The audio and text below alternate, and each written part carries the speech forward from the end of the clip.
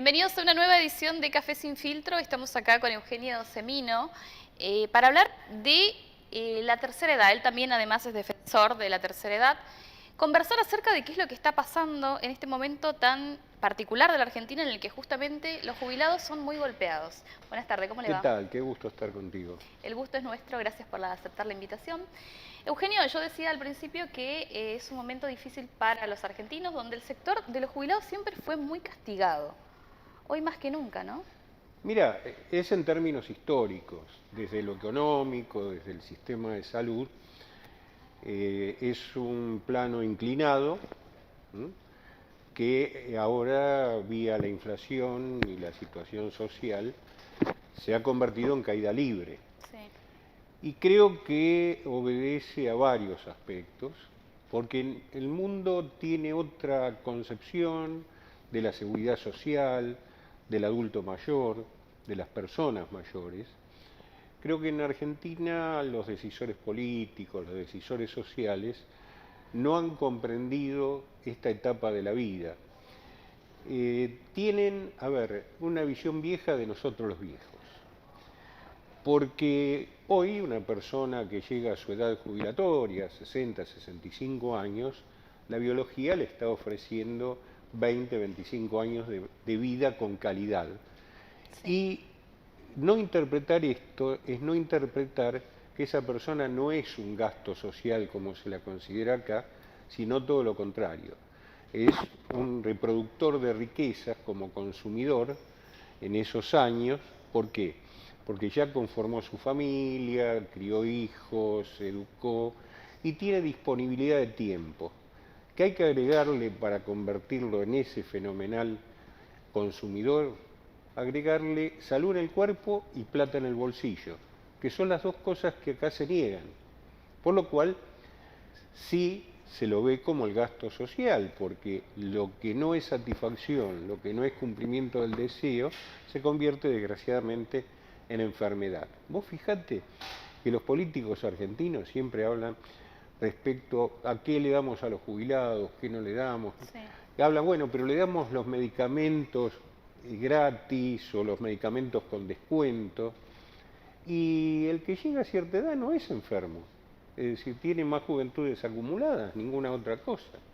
Entonces, tenemos que reconceptualizar esto, porque si no llegamos, por ejemplo, a que 6 millones de jubilados estén, se supone, viviendo a partir de este mes con 124.000 pesos, cosa que sabemos los argentinos que no puede acontecer, ¿no? ¿Están trabajando con alguna propuesta para eso? Porque de hecho habías dicho, ¿no?, que era desesperante la situación, de hecho te deben cuestionar y pedir que intervengas de alguna manera.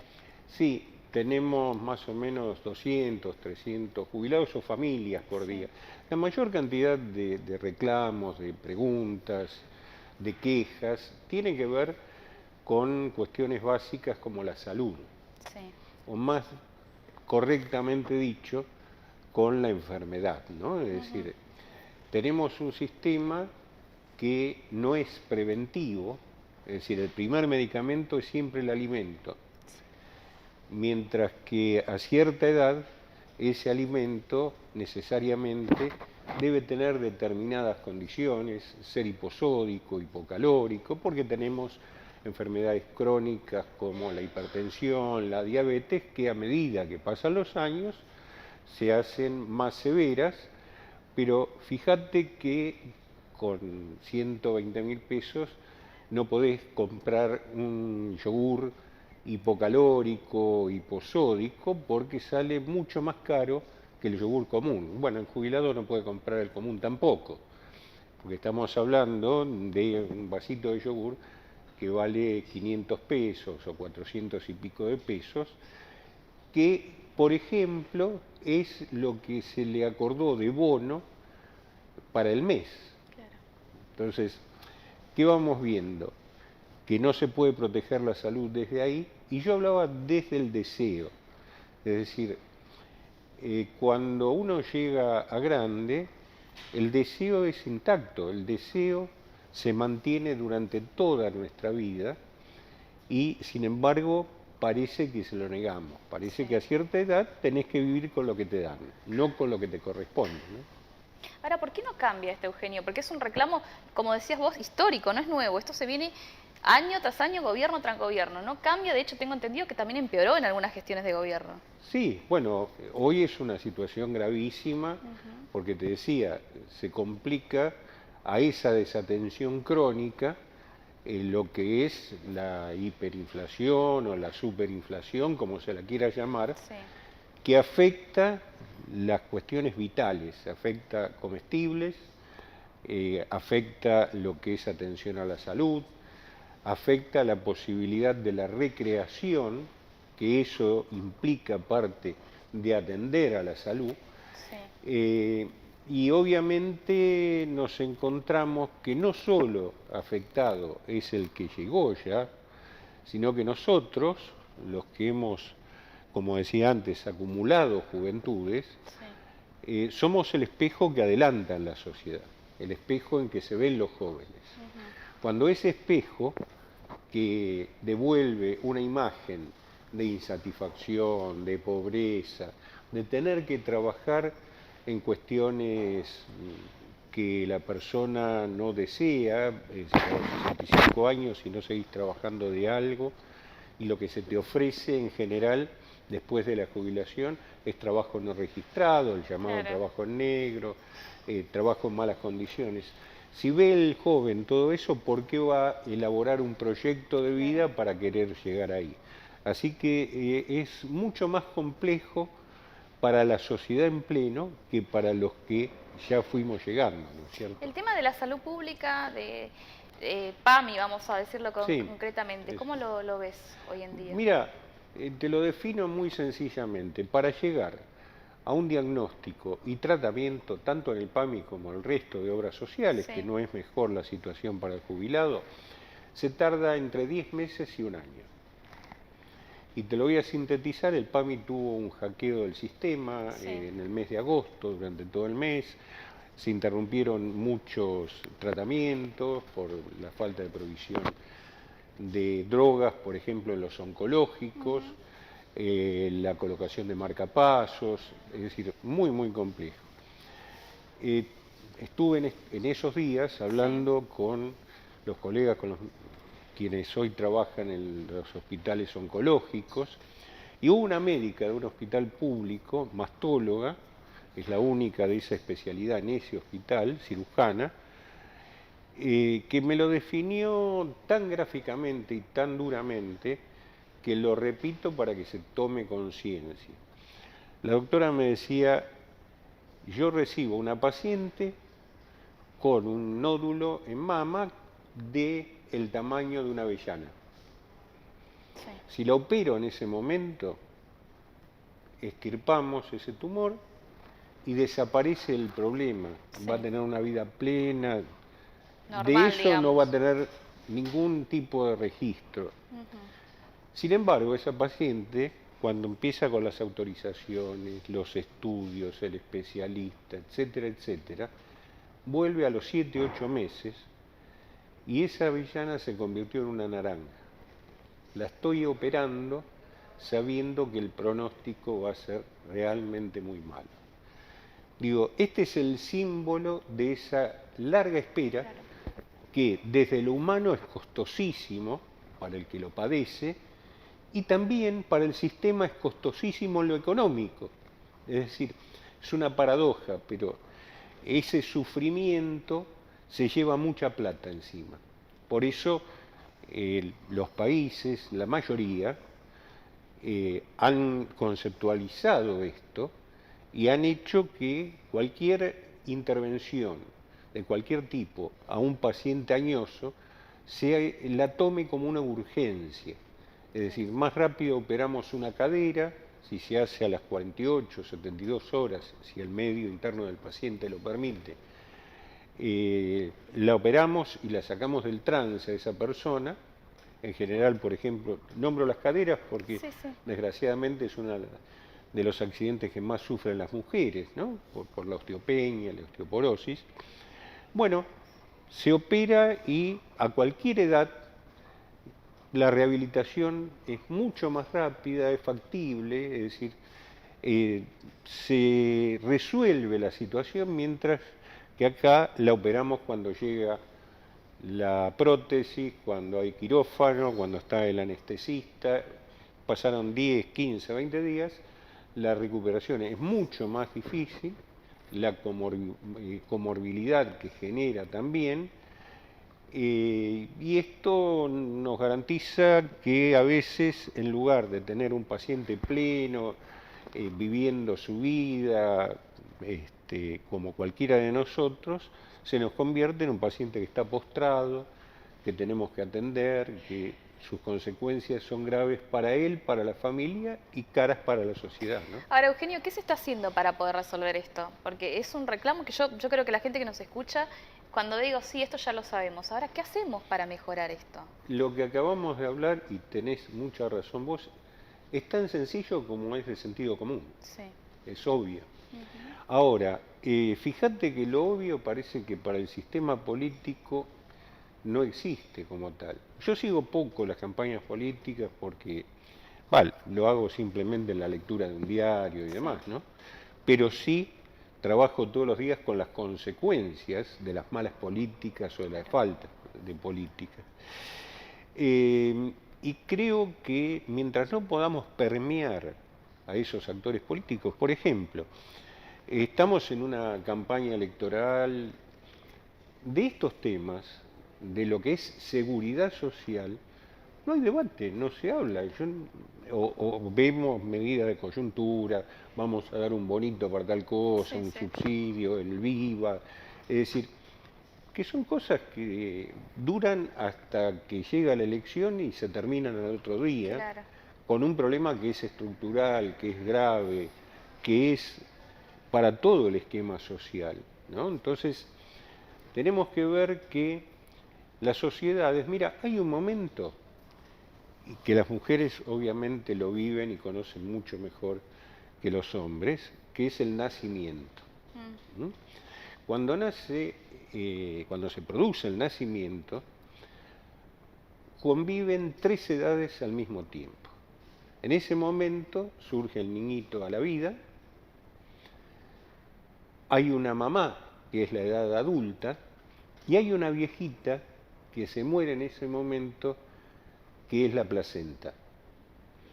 Cualquiera de estos 3 actores que hubiera tenido un problema antes de ese momento, es muy probable que hubiera producido que este momento nunca se generara, que nunca hubiera el nacimiento. Esto es en la vida de todos nosotros. Trasladado a una sociedad es exactamente igual. Cuando el viejo tiene problemas, o cuando el niño tiene problemas, o cuando el adulto tiene problemas, no está en riesgo solo ese sector etario, sino que está en riesgo la sociedad misma. Todos llevamos un viejo adentro, algunos ya nos salió para afuera, pero... Eugenio, vos me decías al principio que no seguías mucho la política, sos simpatizante. ¿Ves que eso es un momento bastante especial en la Argentina, en el que de alguna manera no nos podemos perder quiénes están? ¿Viste? Hay gente que no le interesa la política, pero sin embargo, hoy en día estamos al velo de qué va a pasar en octubre. ¿Cuál es tu mirada con respecto a eso? Yo te decía, lo veo como ciudadano. Respecto a lo que es mi profesión de gerontólogo y mi trabajo en particular, veo que ninguno de los candidatos, obviamente uno siempre carga sobre el candidato oficialista porque es el responsable de las políticas. El actual candidato, el ministro de Economía, bueno, tiene sobre los hombros un año de inflación muy alta, de pérdida de poder adquisitivo casi de 30 puntos de las jubilaciones y pensiones. Pero los otros candidatos, salvo uno de ellos que se lo ve muy gerontofóbico, es decir, tiene... ¿Quién es ese que se el lo que ve? tiene tanto pelo como gerontofobia, ¿no? Sí. Es decir, Milei, concretamente. ¿Lo ves así? En expresiones. ¿Anti tercera edad? En expresiones, ¿Sí? en expresiones, sí. Lo sigo poco, no dice cosas... Es anti todo, me parece igual. Sí, sí. ¿Sí? Pero se ha manifestado muy duramente respecto a las personas mayores, ¿no? Es decir, imagínate que si tiene esa concepción, ¿por qué va a generar políticas adecuadas a esas personas? Hay una condición supremacista en este pensamiento. Y Patricia Bullrich en realidad no dice nada de esto que estamos hablando. Está relacionada en su momento con, que muchos no lo recordarán, en el 2001, con el descuento del 13% a los jubilados que ganaban más de 500 pesos, cosa que para nosotros quedó prescripta porque le ganamos el juicio y hubo que devolverle la plata a esos jubilados. Pero digo, evidentemente nadie habla, el que habla miente, y esto tiene que ver con una sociedad que, te voy a dar una palabra dificilísima, pero la justificamos nosotros los viejólogos para nuestros congresos. Una sociedad que es jerarcofóbica. La jerarcofobia, ¿sabés qué es? Simplemente algo que todos los televidentes, los oyentes saben. Es el miedo al envejecimiento. Nosotros la llamamos técnicamente la sociedad de Dorian Gray. Todos queremos ser como somos ahora y de ninguna otra forma hacia el futuro. Y nos preocupamos frente al espejo, etcétera, etcétera. Y eso tiene que ver con ese espejo que adelanta, que te comentaba anteriormente, ¿no? Eso es el lugar a donde no queremos llegar por miedo a lo que vemos que está sucediendo. Y vos fijate qué contradicción. Lo más saludable que nos puede pasar en la vida es llegar. Porque hay dos factores que son los determinantes en el envejecimiento. Uno es el paso del tiempo, que es inexorable, queramos o no, va a pasar con o sin nosotros. Y el otro gran tema que nos importa a todos es lo que se llama autonomía o libertad. Es decir, nosotros como humanos le tenemos más respeto, más miedo que a la muerte, que se supone que es un accidente, el último accidente que tiene la vida, ya sabemos cuando nacemos qué va a pasar, pero nuestra gran duda es no poder disponer de nosotros mismos por nosotros, es decir, la dependencia. Y la dependencia no solo puede ser física, mental, sino cuando hay una situación de economía, de alguien que trabajó 30 o 40 años y tiene que depender que su hijo le llene la heladera o le compren los medicamentos, lo que está perdiendo es esa independencia, que eso se convierte en enfermedad, ¿no? Claro, totalmente. ¿Qué te preocupa, Eugenio, de lo que estamos viviendo con respecto al lugar que vos estás ocupando hoy y que te deben llegar miles de reclamos?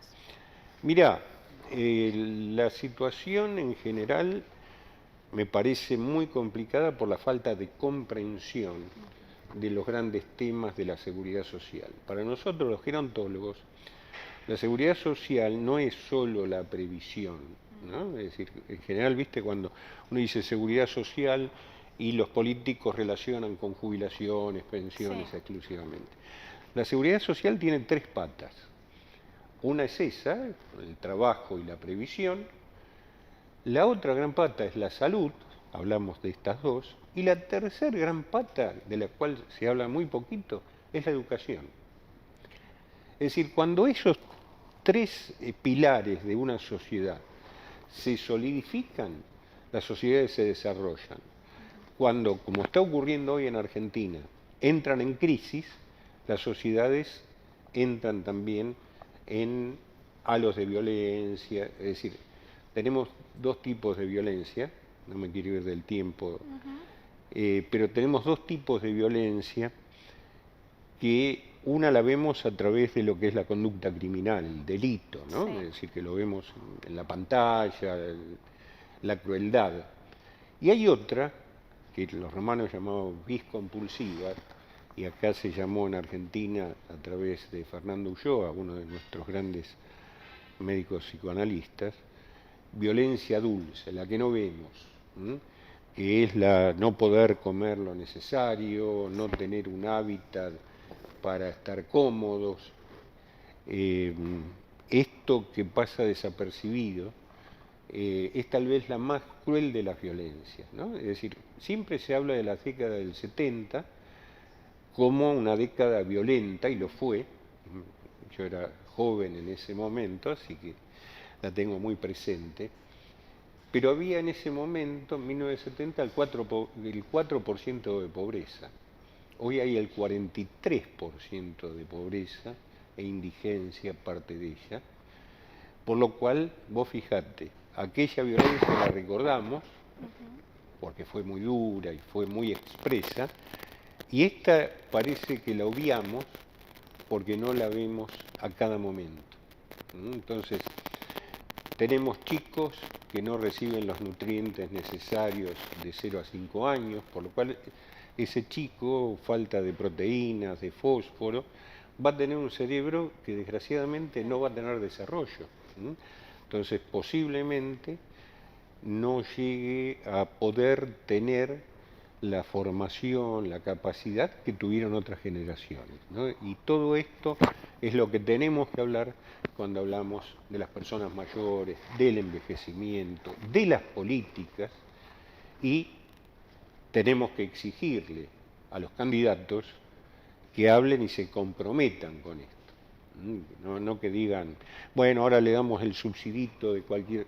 No se pueden reemplazar en una sociedad derechos por limosnas, porque no solo no resuelven los problemas globales de ese sujeto de derecho, sino que a su vez le hacen perder lo más importante que podemos tener, que es la dignidad. Se habla de una diferencia, Eugenio, entre provincia y capital con respecto al trato a la tercera edad. ¿Qué opinión te merece al respecto? Mira, nosotros trabajamos mucho en todo el país. La semana que viene voy a estar en Río Cuarto y en Córdoba Capital. ¿Ves diferencia entre las provincias también con Buenos Sí, Aires? totalmente. ¿Sí? Totalmente. ¿Para bien o para mal? Distinto, distinto. Hay un tema que es global para todo el país, que es el tema de los ingresos y el tema de la atención de la salud. Es decir, en ciudades como Buenos Aires, Córdoba Capital y demás, hay mucho más cercanía con los sistemas de salud y mucho más alternativas de atención. No así en poblaciones, ciudades como Formosa, El Chaco, Chubut. Nosotros, por ejemplo, trabajamos el tema del adulto mayor en Comodoro Rivadavia desde hace 20 años en una cátedra de la San Juan Bosco de Comodoro. Claro, la Patagonia tenía pocos viejos hace 20 años. San Juan Bosco de los Salesianos, ¿no? Claro, es universidad nacional, pero como es donado el predio por los salesianos, preservó el nombre de San Juan Bosco. Tienen un gran trabajo también los salesianos. Sí, por supuesto. En todo este sentido social. No, inclusive este Papa... Francisco, ¿te gusta Francisco? Soy amigo. ¿Sí? Sí, ¿De Francisco? Sí, desde hace muchos años. Yo tuve muchos años en los hogares públicos a mi cargo, y en el 80 y pico vi a una gran amiga, una gran compañera, Alicia Oliveira, también amiga común con Jorge Bergoglio, me pidió venir a hacer el lavapié de los abuelos en el hogar Rawson, acá en Constitución. Y a partir de eso nos hicimos amigos con algo que me recordó cuando yo fui la primera vez, siendo el Papa, que fue en agosto del 2013, había asumido, hacía en el mes de marzo, y me lo recordó.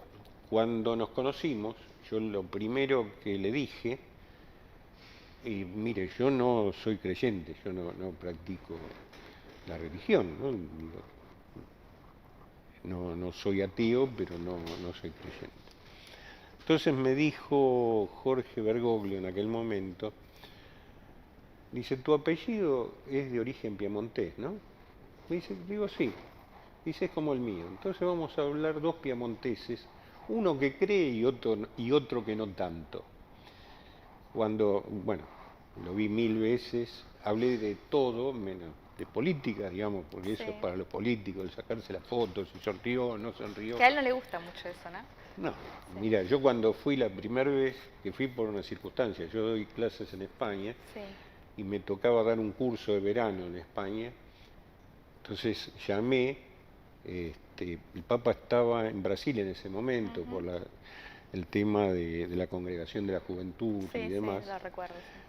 y su secretaria, a quien conozco desde de acá, me dice, mira, no bien llegue yo le aviso, pues yo quería pasar un día a Claro. nada, a saludar. Y bueno, me llamó, me dijo, venite, un miércoles. Recuerdo que lo más complicado no fue la audiencia con el Papa, sino explicarle a la Universidad de España, que era la que me paga, por horas cátedra, que uno de los 5 días que tenía que dar el curso no iba a estar porque iba a ver al Papa. Claro. Es decir, esto que acá dice, no, el Papa, tal cosa, en el mundo no es así. El Papa es una figura muy, muy particular, muy lejana. Sí. Bueno, y ese día logré ir, le llevé algunas pavadas, el gráfico del año 46, porque era cuando había salido campeón su equipo, San Lorenzo. Y recuerdo que me dice, finalmente nos encontramos acá dos piamonteses, Que el lo devolvía. creyente y el que no tanto. Claro. Y estuve hablando de San Lorenzo, de Buenos Aires, de Flores, del tango. Y el Papa es eso, es un ser humano como nosotros, con una amplitud y una mente que después cada uno lo evaluará desde su condición política, pero está pensando en cosas mucho más amplias en términos de políticas a nivel universal que en las minucias a veces de estas cosas que tenemos los argentinos, que en ese sentido tenemos una visión muy provinciana, ¿no? Eugenio, ¿tenés esperanza de que las cosas cambien? Absolutamente, absolutamente. ¿Por qué tenés esperanza? Mira, nosotros los gerontólogos siempre decimos, para darnos ánimo, que siempre hay una vida por delante. No importa en qué momento, en qué circunstancia, y creemos en la vida, creemos profundamente en esa vida, y eso es lo que nos hace pelear todos los días y lo que nos hace creer que, aunque no lo veamos, esto va a cambiar. Es decir, algunos llamaban optimismo histórico, otros optimismo patológico, pero O sea, tenés fe en las nuevas generaciones, podemos decir. Absolutamente. ¿Sí? Soy docente de hace 50 años. ¿Sí? ¿En qué nivel estás? Y ahora estoy dando el posgrado de gerontología. Mira vos, qué lindo. En 2 universidades de España, una de Italia, y acá en la diplomatura en medicina. Eugenio, te agradezco muchísimo tu tiempo. Muchas gracias por estar en esta El edición de agradecido Café soy Sin yo. Filtro. Gracias.